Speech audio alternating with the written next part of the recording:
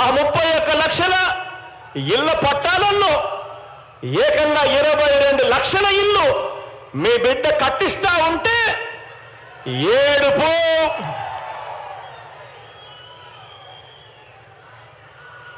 పేద పిల్లల బతుకులు, పేదవాడి బతుకు మారాలి, వారి కుటుంబాల బతుకులు మారాలి. ఆ పేద పిల్లలు వెళుతా ఉన్న గవర్నమెంట్ బడులలో ఇంగ్లీష్ మీడియం చదువులు మీ బిడ్డ తీసుకొస్తే ఏడుపు. గోరుముద్ద, నాడు నేడు కార్యక్రమాలు గవర్నమెంట్ బడులలో మీ బిడ్డ పెడితే ఏడుపు. 6వ తరగతి పిల్లలకు 6వ తరగతి నుంచి ప్రతి క్లాస్ రూమ్లోనూ డిజిటైజ్ చేస్తూ ఐఎఫ్పి ప్యానల్స్ తో క్లాస్ రూమ్స్ అన్ని కూడా రూపురేఖలు మారుస్తే ఏడుపు. 8వ తరగతి పిల్లలకు 8వ తరగతికి వచ్చేసరికి వాళ్ళకు మీ బిడ్డ ట్యాబ్స్ ఇస్తే కూడా ఏడుపు.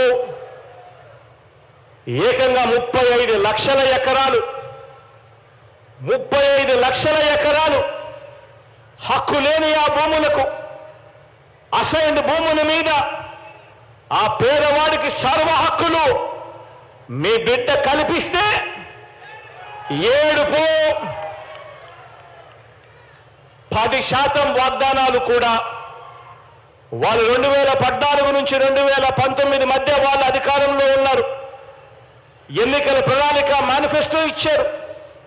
ఎన్నికల ప్రణాళిక మేనిఫెస్టోలో కనీసం 10% కూడా హామీలు అమలు చేయని వీరు మీ బిడ్డ ఎన్నికల ప్రణాళిక, ఆ ఎన్నికల మేనిఫెస్టోను ఒక బైబిల్ గాను, ఒక ఖురాన్ గాను, ఒక భగవద్గీత గాను భావిస్తూ ఆ ప్రతి పేదవాడికి తోడుగా ఉంటూ ఏకంగా మేనిఫెస్టోలోని 99% హామీలను అమలు మీ బిడ్డ చేస్తే ఏడుపు.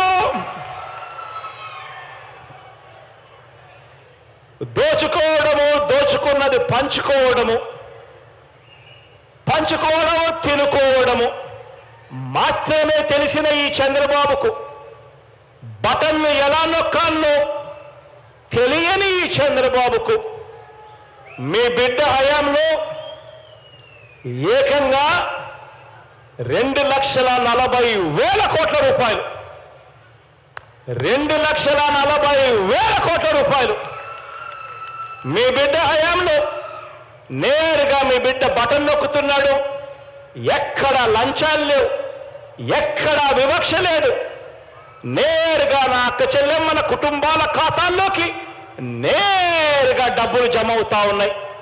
ఇలా మీ బిడ్డ ఎక్కడా లంచాలు లేకుండా, ఎక్కడా వివక్ష లేకుండా ఏకంగా 2,40,000 కోట్ల రూపాయలు నా అక్క చెల్లెమ్మల కుటుంబాల్లోకి వాళ్ళు బాగుపడాలని చెప్పి వాళ్ళకు డబ్బులు ఇస్తా ఉంటే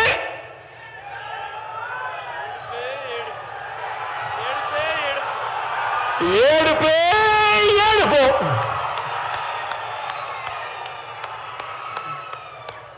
మరో 1,70,000 కోట్లు నాన్ డీబీటీగా మీ బిడ్డ పేదవాడి కొరకు, నా అక్క చెల్లెమ్మల కుటుంబాల కొరకు ఇస్తా ఉన్నా కూడా